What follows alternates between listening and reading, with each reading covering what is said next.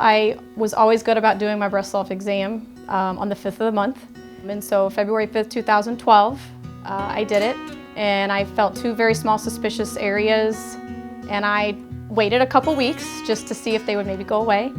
They didn't, so I scheduled an appointment with my OBGYN, and I was told it was probably nothing to worry about, just a cyst, but they gave me a prescription for a diagnostic mammogram and an ultrasound.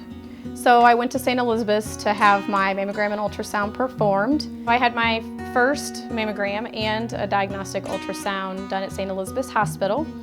Being only 35 at the time and never having any previous issues, I was pretty nervous, had a little bit of anxiety. I did go by myself that day, but the radiologist was very nice. After I had the mammogram done, they did the ultrasound, and he came in and told me that the area that I found was not a cyst, but it looked suspicious, and I needed to see a surgeon right away. I met with Dr. Stacy Stratman with Lincoln Surgical Group at St. Elizabeth's Hospital a few days after my mammogram, and she told me that I had what's called DCIS, ductal carcinoma in situ, which is the earliest stage of breast cancer.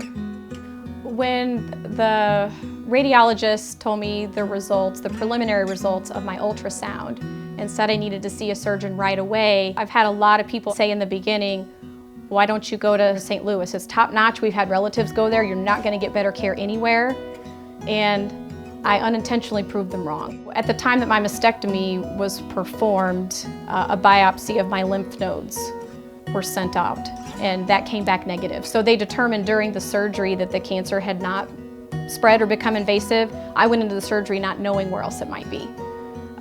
So they discovered it during the surgery, and I did continue to see my oncologist for 5 years, and I took tamoxifen every day.